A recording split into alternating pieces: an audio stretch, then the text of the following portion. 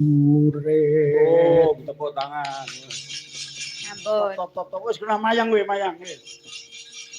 Wayang kuwi angel ya, sing jajare ora sabet. Ya sastra, ya drama, ya werna-werna, ya lakon ya ngono. Nek sinau kasepuhan, kowe nang Pak Dito kuwi. Nggih. Nang Magetan iki kasepuhan. Derek gladi anu nggih Pak D. Nggih. Nek sinau nembang, nggih. Tembang apa wae sing lagi trending sinau karo Om Bawa wae. Ya kuwi tembang apa apalke. Derek sinau nggih Om Bawa. Heeh. Derek sinau nggih Om Bawa. Heeh. Pak D Bawa. Ya. Terus nek sinau ngilekke banyu yang Mbah Manto.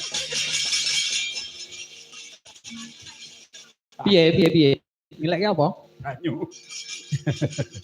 Iya. Wis ora milih ta iki. Itir-itir ora kok. Ya.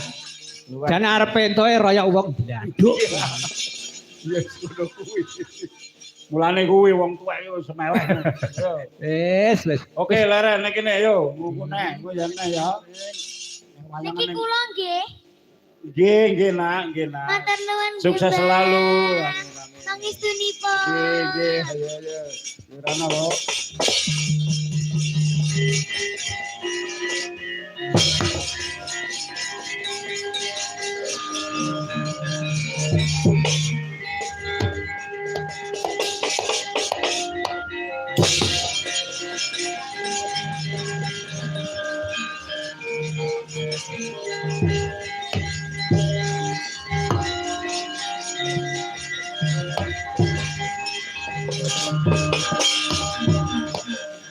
Wanguning kriya mangun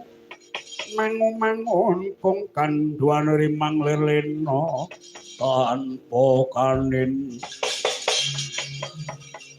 yen tan tulusa mengku sang Tyahuta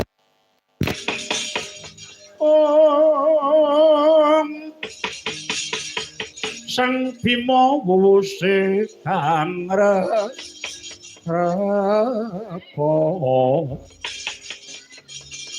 kabeh maneman piraten duh kitan kakep suku juga nutupi baban Hawa Sanga anggih risang Arya Werkodara dinantik manjing madyaning Bajra Irawana ingkang ngalingi wus kaliling menganing rasa jati tumlawuh Yaya keksi sagung jagat ngangut tanpa tepi ing cipta risang Bima puhung upaya padhang Icalira ingkang ngraka nenggih sang Puntadewa dadak sakole mangke ora weruh sang kaning bilai ana ingkang cumorot alempuh dadane nganti meh rebah risang Werkodara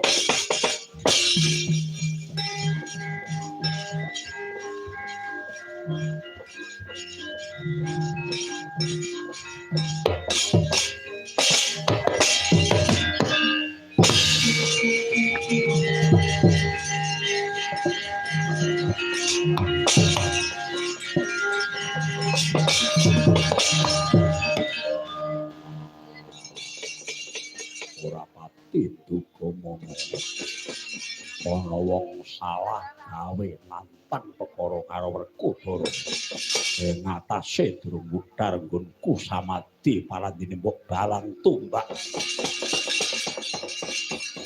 ala tanpa rupa aku menungsa sing ora kena mambu tantang sapa